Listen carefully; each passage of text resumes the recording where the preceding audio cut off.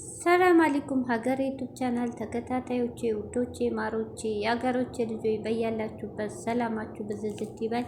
እንዲሁም ክርስቲያን እህቶቼ ሰላማችሁ ይብዛ። ዛሬ እንግዲህ በጣም ደስ የሚል ዜና ትናንት ይችን 3 ቀን እየተሰራጨ ያው የሚዲያ ነገር ብዙ ጊዜ መጣይ ገባይ ሄደች ወረደች ሲሉ ውሸት እየተባለ ስለሚመጣ አላመንኩም ነበር።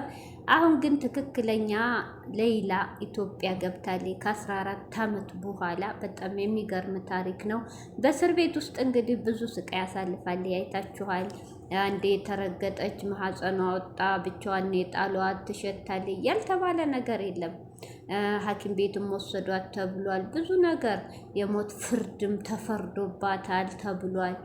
በ14 ዓመት ብዙ ስቃይ ታልታለች። በ14 ዓመት ቀርቶ 24 ሰዓት እንኳ ታስሮ የወጡ ወንድሞቻችን የቀመሷት እስር ቤት ለጥላት የማይስጠው ነው የሚባሉ 14 ዓመት አያችሁ፣ ፈተና የሰው ልጅ ሌላ እንግዲህ 14 ዓመት ተፈትናለች።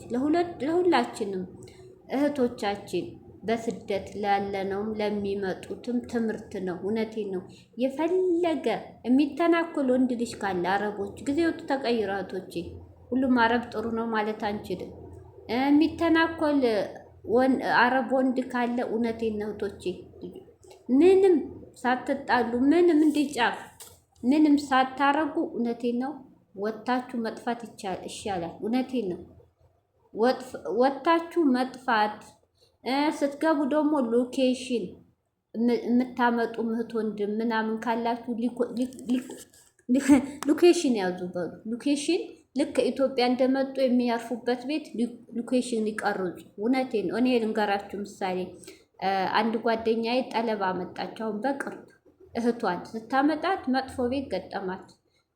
አንድ እናቲቱና እስከ ልጇ መጥፎ ሆኑ። ገጠር እየወሰዱ የማያሳጥቧን ነገር የለም፣ ምግብ የለም፣ ምንም የለም።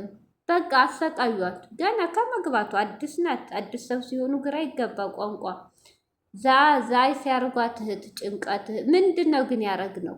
ልክ እንደገባሽ አውጫና እንትን ልክ እንደገባች ሎኬሽን የቤቱን እንትን ያዢ አለቻት። ወላሂ እህቶቼ 3 ወር ሳይሆናት አመጣቻት አስወጥታ። ያ ሎኬሽን ይጠቅማል ለማለት ፈልጌ ነው እንጂ ጥሩ ቤት ከሆነ ውጡ ማለት አይደለም። ግን ከዚህ ሁላ ወይ ልጅ ሙቶባችሁ ወይ የሆነ ነገር ያ ወንድ ሲተናኮል ሰውየው ጋር ወይ እንማታለን ብላችሁ ያልሆነ እንደዚህ ጨለማ ውስጥ እድሜያችሁ ህይወታችሁ ሁሉ ከማበላሸት ጠፍጣችሁ ውጡ። በቃ ካልተመቸ ወይ አሳፍሩን በሉ። አሳፍሩ ወይ ኤምባሲ ጋር ውሰዱን በሉ። ነገሩ ምን ኤምባሲ ያለ የበሰበሰ ኤምባሲ ነው። ኢትዮጵያ ኤምባሲ የታወቀ ነው። እና ስለዚህ የሌላን እኔ እንጃ ለጥላት ማይስጥ ሌላ ተፈትናለች። እውነት 14 ዓመት ማለት ቀላል አይደለም። እንደ ማንኛውም ሰው ያልፍልኛል፣ ቤተሰቤን አሳልፋለሁ፣ እኔ ያልፍልኛል ብላ ግን በጨለማ ነው እድሜዋን ሁሉ የጨረሰችው። 14 ዓመት ቀላል አይደለም። ግን የሞት ፍርድም ተፈርዶ ፈጣሪ ደግሞ ገና ነሽ፣ እናት አባትሽ ጋር ትገናኛለሽ፣ አገርሽ ትገቢያለሽ ብሎ ይኸው የእናት አባቷ ዱዓ፣ የእናት አባቷ ጭንቀት፣ የኢትዮጵያ ሕዝብ ያላዘነላት የለም። በእነሱ እርብርብ ነው። እውነት የኢትዮጵያ ሕዝብ ለሌላ ያላዘነ የለም። ዘር ቀለም አላለም። ሁሉም ተረባርቧል። ለዚህ ያበቃት ለሀገሯ ብትፈተንም ብትሰቃይም ለሀገሯ ደግሞ መብቃቷ እናት አባትን ደግሞ በህይወት ማገኘት እህቶቼ ያ 14 ዓመት ስቃይ ለሷ ምንም አይደለም። ለሷ ምንም አይደለም እህቶቼ፣ እውነቴን ነው። ፈጣሪ የሰራትን ነፍስ ፈጣሪ ሲወስድ እንጂ አይናችሁ ያየ እንደ በግ ስትታረዱ በጣም ከባድ ነው። ነፍስያ እንዴት ነው ሰው ታሞ እንኳ ነፍሱ እስክትወጣ ያለው ጭንቀት አይታችኋል፣ እናያለን።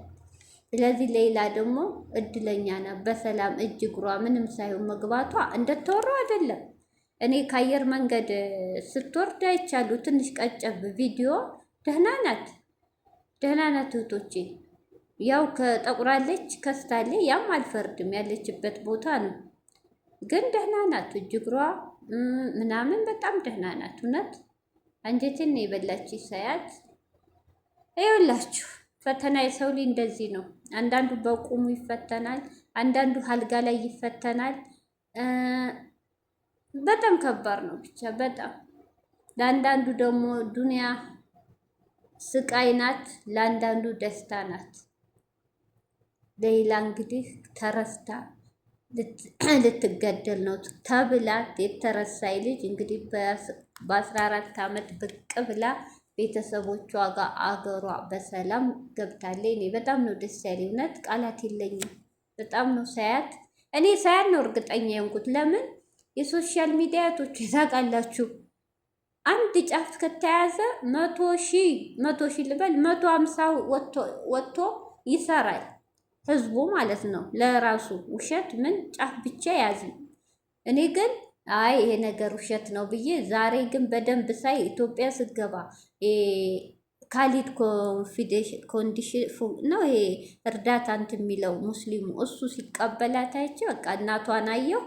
አይ እርግጠኛ ነው ሌላ ገብታለች። አልሐምዱሊላህ እውነት በጣም ነው ደስ ያለኝ። በጣም በጣም እህቶቼ ከዚህ አይነት ፈተና ከዚህ አይነት መከራ ይሰውራችሁ።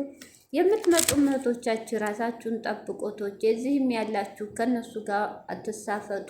እናውቃለን ያረብ ልጅ የሚያደርቅም የሚያስቸግራል። ሁሉ ነገር እንቋቋም። የወጣ ነው ለስራ ነው፣ ወደን ነው፣ አስገድደውና አይደለም። ያ ማለት ደግሞ ሁሉ ነገር መቻል አለብን። ከዚህ ነገር ደግሞ ፈጣሪ ይሰውራል። እውነት ሌላ ለሁሉ ትምህርት ነው። እንግዲህ ሌላ አንድ ቀን የተወራው ምንም ያየነው ነገር የለም። ሁሉም በትክክለኛ መረጃ የምናውቀው ታሪክ የለም። እሷ እንግዲህ አሁን ከተረጋጋይ በኋላ ያሳለፈችውን ሁሉ ታሪክ ታወራናለች። እንግዲህ ዋናው ትልቁ እናት አባቷን በህይወት ማገኘት ደግሞ ለእሷ በጣም ትልቅ እጥፍ ድርብ ደስታ ነው። ለእናቷም ለአባቷም ዛሬ እውነቴ ነው ልጃቸውን እንደ ዳሩ ነው የሚቆጥሩት። በቃ በጣም ደስ የሚል ነው። ከፈተና ጠብቀን ነው። እውነት እኔ በጣም አንጀቴን ነው የበላች።